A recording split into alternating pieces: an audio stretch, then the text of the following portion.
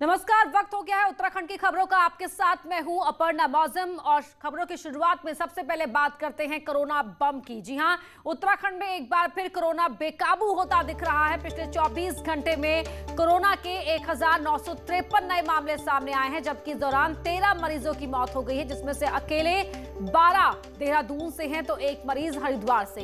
देहरादून में नए केस का रिकॉर्ड आज बन गया, यहां 796 नए मामले आए हैं, तो वहीं कुंभ नगरी हरिद्वार में 525 नए केस आए हैं आज। नैनीताल में 205, उधम सिंह नगर में 118, अल्मोड़ा में 92, टिहरी में 78, पौड़ी में 79 नए मामले सामने आए हैं। इनके अलावा चंपावत में 28, बागेश्वर और रुद्रप्रयाग में 6 नए केस सामने आए हैं, जबकि चमोली और उत्तरकाशी में 8 केस निकले हैं। वहीं पिथौरागढ़ में सबसे कम 4 मामले आज रहे। राज्य में एक्टिव मरीजों की संख्या बढ़कर 10,000 के पार पहुंच गई है, तो वहीं कोविड के कुल मरीजों की संख्या भी 1,14,000 के पार पहुंच गई है। महाकुंभ में भी कोरोना टेस्टिंग को लेकर सवाल खड़े हो रहे थे। अब सरकार ने कुंभ में जांच को लेकर हाथ खड़े कर दिए हैं। राज्य सरकार ने 50,000 रोजाना टेस्ट से छूट मांगी है। स्वास्थ्य सचिव अमित नेगी ने इसे लेकर हाईकोर्ट में एप्लीकेशन दिया है। सरकार का कहना है कि उनकी क्षमता सिर्फ 25,000 टेस्ट की है और RT-PCR टेस्ट तो संभव ही नहीं है, क्योंकि इसकी रिपोर्ट आने में कुछ दिन लग जाते हैं। इसलिए राज्य सरकार को छूट दी जाए। बता दें, 31 मार्च को हाईकोर्ट ने कुंभ में रोजाना 50,000 टेस्ट का आदेश दिया था। और इसका कारण उनके द्वारा बताया गया है कि जो कुंभ क्षेत्र में आने वाले श्रद्धालु हैं वो फ्लाउटिंग क्राउड है, एक जगह से दूसरे स्थान पर जाते रहते हैं, जिस कारण टेस्ट कराना संभव नहीं हो पा रहा है। और अधिकांश जो टेस्ट किए जा रहे हैं कोरोना के, वो स्थानीय निवासियों के करे जा रहे हैं हरिद्वार के। कोरोना के बढ़ते मामलों को लेकर मुख्य सचिव की तरफ से सरकारी ऑफिसों के लिए 25 पॉइंट्स की एडवाइजरी जारी की गई है। सभी ऑफिस में रोजाना सैनिटाइजेशन के निर्देश दिए गए हैं। ऑफिस में सोशल डिस्टेंसिंग का ध्यान रखा जाए। गैर जरूरी लोगों के प्रवेश पर पूरी तरह से पाबंदी हो। ऑफिस कैंपस में मास्क और फेस कवर जरूरी होगा। ऑफिस सभागार में मीटिंग का आयोजन नहीं करने के भी आदेश हैं। खांसी, जुकाम और सांस लेने में तकलीफ वाले कर्मचारियों को ऑफिस नहीं बुलाने के निर्देश दिए गए हैं। पिथौरागढ़ की डीडीहाट तहसील के गांव को मिनी कंटेनमेंट जोन घोषित कर दिया गया है। गांव में एक साथ 15 लोग कोरोना पॉजिटिव आए हैं। स्वास्थ्य विभाग ने गांव में आवाजाही पर पूरी तरह रोक लगा दी है। सभी गांव वालों के सैंपल भी लिए जा रहे हैं। इस गांव के करीब ओझा गांव में भी हफ्ते भर पहले 25 लोग पॉजिटिव निकले थे। नैनीताल में भी कोरोना के मामले लगातार बढ़ रहे हैं। रोजाना 16 से ज्यादा मामले सामने आ रहे हैं। प्रशासन और स्वास्थ्य विभाग की मुश्किलें बढ़ा दी हैं। शहर में 50 से ज्यादा एक्टिव केस हैं, लेकिन स्वास्थ्य विभाग को कॉन्ट्रैक्ट ट्रेसिंग में स्वास्थ्य कर्मियों की कमी से दिक्कतें आ रही हैं। हालांकि स्वास्थ्य विभाग दावा कर रहा है कि व्यवस्था बनाई जा रही है और जिला प्रशासन ने टीम बनाकर ड्यूटी भी लगा दी है। दिक्कतें हैं, दिक्कत मैन पावर की दिक्कत तो है, लेकिन हम लोग उसको मैनेज कर रहे हैं पूरी तरीके से, क्योंकि पुराना अनुभव हमारे पास है। जहाँ 4 लोग थे तो वहाँ हम लोग 2 ही लोग काम कर रहे हैं, लेकिन काम 100%। BRT और CRT नाम दिया गया है, ब्लॉक रिस्पांस टीम के रूप में। तो यहाँ पे उसके अध्यक्ष नगर पालिका रहेगी और वार्ड वाइज हमने उस टीम को बांट दिया।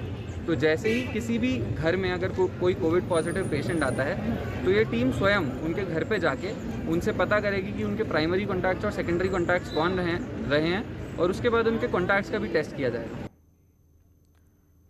टिहरी जिले में लगातार कोरोना संक्रमण के केस बढ़ने से दहशत का माहौल है। THDC हाइड्रो इंजीनियरिंग कॉलेज बीपुरम में 10 अप्रैल को 8 स्टूडेंट्स कोरोना पॉजिटिव आने के बाद से स्वास्थ्य विभाग द्वारा कॉन्ट्रैक्ट ट्रेसिंग तेज कर दी गई है और 85 छात्रों को सैंपलिंग की गई, जिसमें से अभी तक 2 छात्र और कोरोना पॉजिटिव आए हैं। सीएमओ का कहना है कि नई टिहरी और आसपास के स्टूडेंट्स के परिजनों ने होम आइसोलेशन की मांग की थी, जिस पर कुछ स्टूडेंट्स होम आइसोलेशन में हैं और अन्य स्टूडेंट्स को हॉस्टल में ही आइसोलेट किया गया है। नई टिहरी प्राथमिक स्वास्थ्य केंद्र में छात्रों के साथ साथ कर्मचारियों की सैंपलिंग की जा रही है।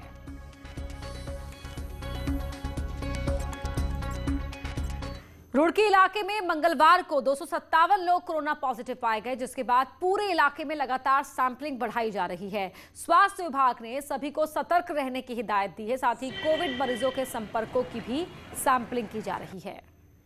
और जहाँ भी केसेस ज़्यादा पॉजिटिव निकलेंगे किसी भी गली के अंदर या मोहल्ले के अंदर, तो उसको भी क्वारंटाइन एरिया बनाना, हमारा कंटेनमेंट जोन बनाना कंपलसरी हो जाएगा। चंपावत जिले में कोरोना के बढ़ते मामलों के बीच लोहाघाट सीएचसी में कोविड वैक्सीन खत्म हो गई है। जानकारी के मुताबिक पिछले सप्ताह चंपावत जिले को देहरादून मुख्यालय से पिछले सप्ताह आने वाली 10,000 कोविड वैक्सीन नहीं मिली है। वहीं स्थानीय लोग जल्द ही वैक्सीन उपलब्ध कराने की मांग कर रहे हैं। देखिए, हमने अभी तक 1 अप्रैल से लेके और आज तक 3,000 से ऊपर वैक्सीनेशन किया है। अब हमारे पास इस समय वैक्सीन शून्य है। हमने अपने मुख्य चिकित्सा अधिकारी को इन्फॉर्म कर दिया है, वो अपना समय पर उपलब्ध करा देंगे। कोरोना का संक्रमण जिस तरह है अभी लगातार दिन प्रतिदिन बढ़ रहा है और उसी स्थिति में दुर्भाग्यपूर्ण विषय हमारे लोहाघाट का है, जो कि यहाँ 2 दिन से कोविड वैक्सीन ख़त्म हुई हैं और लोग दूरस्थ क्षेत्रों से आ रहे हैं और वो परेशान होकर बैरंग वापस लौट रहे हैं। और हम स्वास्थ्य विभाग से निवेदन करते हैं कि जल्द से जल्द लोहाघाट स्वास्थ्य केंद्र में कोविड वैक्सीन का कार्यक्रम शुरू किया जाए। तो चंपावत में कोविड वैक्सीन का टोटा है, लोहाघाट में नहीं है कोविड वैक्सीन। साउथ अफ्रीका के कारोबारी गुप्ता बंधु जो त्रिवेंद्र सिंह रावत सरकार के कार्यकाल के दौरान औली में अपने बच्चों की शादी को लेकर हाईकोर्ट के निशाने पर आए थे, उनका एक वीडियो सोशल मीडिया पर वायरल हो रहा है। इस वीडियो में हरिद्वार पहुंचे गुप्ता बंधु कथित तौर पर पुलिस कर्मियों से उलझते हुए दिख रहे हैं। हालांकि न्यूज 18 इस वीडियो की पुष्टि नहीं करता है, लेकिन यहाँ वीडियो में गुप्ता बंधु आईजी संजय गुंजाल का नाम लेकर पुलिस वालों को धमकाते हुए दिख रहे हैं।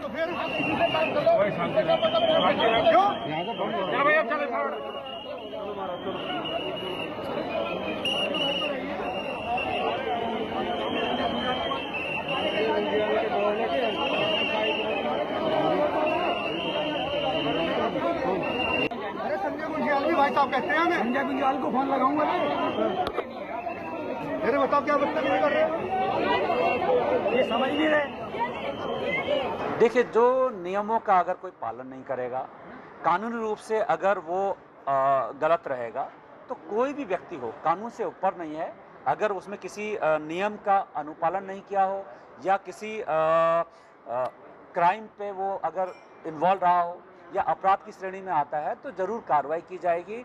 कानून सबसे ऊपर है, बाकी कोई व्यक्ति विशेष उससे ऊपर नहीं। कांग्रेस में कभी गुरु शिष्य रहे पूर्व सीएम हरीश रावत और प्रदेश उपाध्यक्ष रणजीत रावत में लंबे समय से अनबन चल रही है। इस अनबन में अभी तक कोई किसी के खिलाफ सीधे नहीं बोल रहा था, लेकिन सल्ट उपचुनाव के बहाने हरीश रावत के शिष्य रहे रणजीत रावत ने खुलकर उन पर हमला किया। रणजीत रावत ने रामनगर में न्यूज 18 को दिया अपने इंटरव्यू में हरीश रावत के कल जारी वीडियो पर वार किया है। कहा कि वो अब देवी देवताओं से सल्ट उपचुनाव में विजयी होने की दुआ मांग रहे हैं। ये वही देवी देवता हैं जिनकी बलि हरीश रावत ने अपनी सरकार बचाने के लिए दी थी। ऐसे में उनको अपने किए गए कर्मों की तरफ भी ध्यान देना चाहिए। तो वहीं हरीश रावत कल सल्ट में 3 जनसभाएं करने पहुंच रहे हैं। हमारे देवी देवता उस व्यक्ति को की पुकार कैसे सुन सकते हैं जिसने सत्ता बचाने के लिए उनकी बलि चढ़ाई हो। तो ये हमको अपने कर्मों को देखना चाहिए कि हम कर क्या रहे हैं और हम अपील क्या कर रहे हैं। अंबेडकर जयंती के बहाने दलित वोटों की राजनीति शुरू हो गई है। देहरादून की रायपुर विधानसभा के तूनवाला में अंबेडकर जयंती पर कार्यक्रम आयोजित किया गया, जिसमें सीएम तीरथ सिंह रावत, बीजेपी के प्रदेश प्रभारी दुष्यंत कुमार गौतम, विधायक उमेश शर्मा काऊ शामिल हुए। प्रदेश प्रभारी दुष्यंत कुमार गौतम ने कांग्रेस पर दलितों की उपेक्षा करने का आरोप लगाते हुए कहा कि कांग्रेस ने भीमराव अंबेडकर को राजनीति में कभी ऊपर नहीं उठने दिया। सीएम ने कहा कि बीजेपी ने ही अंबेडकर को भारत रत्न की उपाधि दिलवाने का काम किया। इस दौरान सामाजिक समरसता का संदेश देने के कार्यक्रम के बाद सीएम ने प्रदेश प्रभारी के साथ दलित कार्यकर्ता एवं पूर्व प्रधान राम प्रसाद के घर जाकर दिन का भोजन किया। इस मौके पर सीएम ने कई घोषणाएं भी की कि सरकारी भूमि पर मलिन बस्तियां जो बसी हैं उनका विनियमितीकरण और साथ में उनका सुधारीकरण और सौंदर्यकरण किया जाएगा। साथ ही विधायक जी बड़े कर्मठ जुझा, उन्होंने मेरे से कहा कि जहां कार्यक्रम था उस कार्यक्रम स्थल पर भीमराव अंबेडकर के नाम से जो एक भवन है रविदास जी के नाम पर, उसको पूरी तरह से पुनर्निर्माण और उसका 4 दीवारी वह भी मैंने घोषणा की है। रायपुर के इस कार्यक्रम में पार्टी में मतभेद भी साफ तौर पर दिखाई दिए। कार्यक्रम स्थल पर लगे बैनर पोस्टर पर उत्तराखंड बीजेपी के सभी बड़े नेताओं के फोटो थे, लेकिन सभी बैनर से पूर्व सीएम त्रिवेंद्र रावत के फोटो गायब थे। रायपुर से विधायक उमेश शर्मा काऊ और त्रिवेंद्र रावत के बीच अनबन को इसकी वजह माना जा रहा है। अब विधायक का क्या कहना है वो भी सुनिए। त्रिवेंद्र रावत जी का कोई कार्यक्रम इस क्षेत्र में है नहीं, और इस क्षेत्र से रायपुर जब से बना है तो नेतृत्व भी नहीं उनका, तो उनकी मैं नहीं समझता कि अगर कभी डोईवाला में फंक्शन करेंगे तो ज़रूर उनका तस्वीर का भी और उनके साथ ही करेंगे। पिथौरागढ़ में घटिया हॉट मिक्स का एक वीडियो सोशल मीडिया में जमकर वायरल हो रहा है। असल में ये वीडियो है वड्डा कुतड़ रोड का। इस रोड में इन दिनों लोक निर्माण विभाग द्वारा हॉट मिक्स का काम करवाया जा रहा है, लेकिन जरा देखिए ये शख्स कैसे अपनी उंगलियों से इस हॉट मिक्स को निकाल रहा है। घटिया निर्माण के इस नजारे को देखकर हर कोई हैरान है। आखिर करोड़ों की लागत से हो रहे हॉट मिक्स में कैसे ठेकेदार ने गुणवत्ता के सारे मानकों को ताक पर रख डाला। सवाल विभाग के उन अधिकारियों पर भी खड़े हो रहे हैं जिनका जिम्मा गुणवत्ता को बनाए रखने का है। हॉट मिक्स के नाम पर लगता है सड़क पर सिर्फ काली चादर ही बिछा दी गई है। ऐसे थोड़ी उखड़ता है डामर। नैनीताल में दो परिवारों के बीच खूनी संघर्ष हो गया और सिर्फ 200 रुपए के लिए एक शख्स का मर्डर हो गया। असल में यहां कुछ पैसों को लेकर दो परिवारों में पहले तो मारपीट शुरू हुई, जिसके बाद खूनी संघर्ष शुरू हुआ। मामला तल्ली ताल के बूचड़ खाने का है, जहां एक युवक 200 रुपए लेने हरिनगर गया था, जहां झगड़ा होने पर युवक की पिटाई कर दी गई, जिसके बाद युवक अपने भाइयों को बुलाकर ले गया। दोनों ही पक्षों में घमासान शुरू हो गया। इसके बाद विवाद इस कदर बड़ा हो गया कि दोनों ही पक्षों ने एक दूसरे पर हथियार से हमला बोल दिया, जिसमें 5 लोग जख्मी हो गए। 2 गंभीर घायलों को हल्द्वानी भेजा गया, जिसमें से एक की मौत हो गई जबकि अन्य का इलाज जारी है। दो परिवारों के बीच का झगड़ा हो गया था। इनका पैसे को लेकर कुछ विवाद हो गया था, तो दोनों ही परिवारों के सदस्यों को आपस में इनके चाकूबाजी हो गई थी। तो दोनों ही परिवार से 5 लोग घायल हैं। देहरादून की डालनवाला कोतवाली में पुष्पांजलि बिल्डर के खिलाफ केस दर्ज किया गया है। 76 साल के पीड़ित रिटायर्ड ब्रिगेडियर अखौरी अनिल शेखर ने यह केस दर्ज कराया है। पीड़ित ने बिल्डर से एमिनेंट हाइट्स में एक फ्लैट लिया था। इसके लिए करीब 1 करोड़ रुपए का भुगतान भी किया गया। 2017 में यह फ्लैट मिलना था, लेकिन अब तक भी पीड़ित को फ्लैट नहीं मिला है। अब छानबीन के बाद मालूम पड़ा है कि बिल्डर ने ठगी की है। जो एविडेंस है वो कलेक्ट किया जा रहा है। अभी वर्तमान में कहाँ पर हैं इसके बारे में जानकारी जुटाई जा रही है और उनकी क्या क्या प्रॉपर्टी या लायबिलिटीज़ क्या हैं उनको विवेचना में संज्ञान में लिया जाएगा। नैनीताल के जंगलों की आग थम नहीं रही है। नारायण नगर के जंगल में दिन के वक्त अचानक आग भड़क गई। आग ने बांज और बुरांश के जंगल को अपनी चपेट में ले लिया। इससे इलाकों की वन संपदा जलकर राख हो गई। जंगल में धधकी आग आबादी में भी पहुंची, जिस पर फॉरेस्ट डिपार्टमेंट और स्थानीय लोगों ने मुश्किल आग को काबू किया।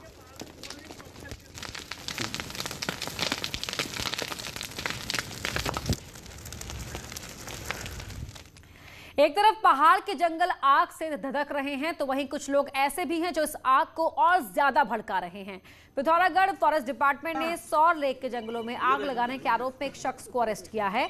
विभाग का कहना है कि आरोपी ने आग लगाने की 4 से ज्यादा घटनाएं की हैं। फिलहाल वक्त हो गया एक छोटे से ब्रेक का। Be safe, hand sanitiser, wipes and spray. Haridwar Mahakumbh में आज बैसाखी मेष संक्रांति के मौके पर तीसरा शाही स्नान हुआ, जिसमें अखाड़ों के साधु संत शाही स्नान में हिस्सा लिया। तीसरे शाही स्नान पर सबसे पहले हर की पैड़ी पर निरंजनी अखाड़े ने शाही स्नान किया।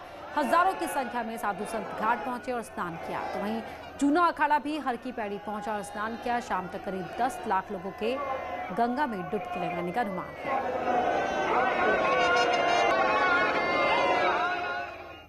आज के शाही स्नान की 5 तस्वीरें आपको दिखाते हैं। कैसे कैसे अखाड़ों ने अपने अपने समय में शाही स्नान किया वो देखिए। पहले अखाड़े की पेशवाई निकली और फिर साधु संतों ने हर की पैड़ी पर स्नान किया। महाकुंभ में महास्नान की तस्वीरें आप देख रहे हैं। निरंजनी अखाड़े, जूना अखाड़ा, निर्मोही अखाड़ा और महानिर्मोही अखाड़े ने शाही स्नान किया। वहीं हरिद्वार महाकुंभ में आज उत्तराखंड के राज्यपाल बेबी रानी मौर्य भी पहुंची और इस दौरान उदासीन अखाड़े की परंपराओं को देखा। राज्यपाल ने महाकुंभ की दिव्य छटा को देखा और काफी देर तक शाही स्नान की परंपरा को देखते रहे। आज के शाही स्नान के लिए अखाड़ों की भव्य पेशवाई निकली। निर्मल अखाड़े की पेशवाई बेहद शानदार रही। शंकराचार्य चौक पर कुछ इस तरह से सज धज कर निर्मल अखाड़े की पेशवाई निकली, जिसमें बैंड बाजा भी शामिल था और साधु संत झूमते हुए कुंभ स्नान। उत्तराखंड की खबरों में फिलहाल इतना ही। आगे देखिए महाबहस।